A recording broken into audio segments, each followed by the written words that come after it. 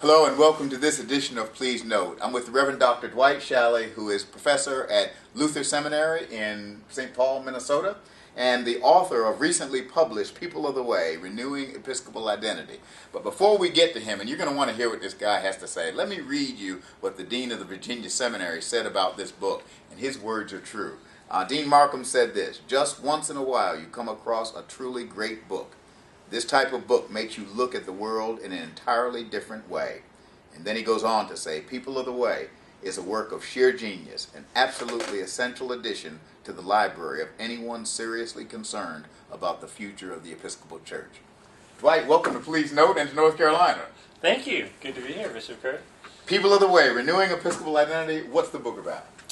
Well, it's really an attempt to rethink who we are as Episcopalians in today's world. Because for much of our history, that question of who we are was shaped by being in a really different cultural context than we find ourselves in today. And I talk about it in the book as being kind of a church that was shaped by an establishment culture, a culture that was functionally Christian and shaped Christian identity and practice, really sort of without the church having to worry too much directly about that because the culture supported it. And we live in a world today in which that's less and less the case. And so we need to figure out who we are and who we are in relation to our neighbors in a very diverse and pluralist world, and who we are, I think most importantly, in relation to God. So how do we understand our identity in God and in relation to God's life and love for the world? In your book, you give some examples of churches that are kind of engaging that in some deep ways that really are kind of going there. Yeah. Can you think of one in particular or one example?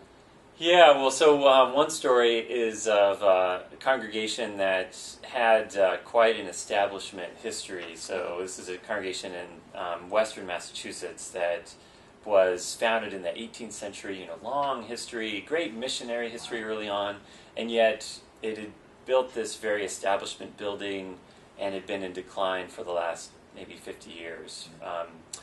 Until one day in 2008 when a section of their stone wall behind the nave, right section of the nave, actually fell out and crumbled. And the building was declared inhabitable. It was just, dangerous to go in. So the church became homeless and had to ask this question: well, who are we if we don't have a building, a big fancy building that's intimidating kind of to the neighborhood, but we know what goes on inside, we know how to do church inside it, right? Sure. Now we're not sure who we are. We have to think about what's necessary to be church.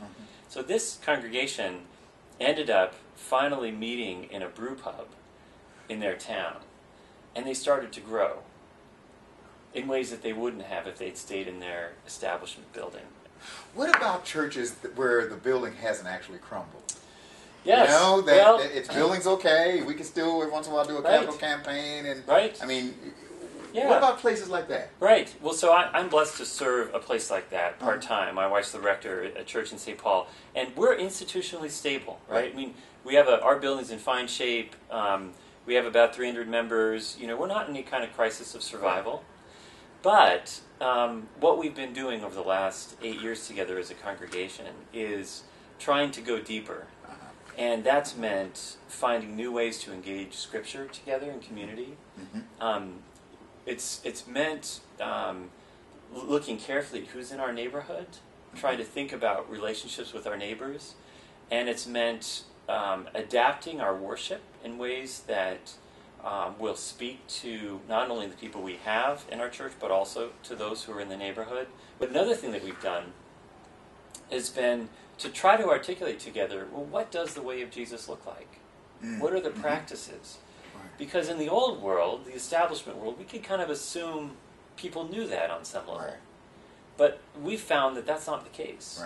That people are, they have lots of different views. So we spent a year listening very carefully to the community, asking a lot of questions, and out of that surfaced what we call the way of life. And it's 8 themes, 8 practices. Things like story, prayer, simplicity, reconciliation, hospitality, generosity, gratitude, discernment. that began to flesh out for our folks, here's what following Jesus might look like. Right. One of the interesting things about being a disciple, right? A disciple is a student or learner or apprentice, right? An apprentice of the way of Jesus. So we're all invited to be learners. Learners who are trying things out, who are experimenting with expressions of Christian community and Christian faith and speaking the gospel, finding ways to speak the gospel with our neighbors in ways that might make sense to them, in which they can hear and receive. And so mostly our churches aren't geared up necessarily to do that. We're geared up to kind of do what we've been doing, right? And that's good. I mean, I'm not saying take that away, but sometimes it also means then finding new ways to connect out on the edges of our community's life, to listen deeply to the stories and the hopes and dreams of our neighbors, and to find ways to speak the gospel, the good news, into that, which is often means sitting with them, breaking bread with them. And I think that's going to be increasingly in today's world, often either on their turf, in their homes, or maybe in some kind of common space. An establishment mindset that we all have been endued with is that we do charity or we do something for someone else. And that has a place and a role and all that absolutely. kind of stuff. But that what you're talking about is being children of God with other children of God. With and is the the Spirit key word.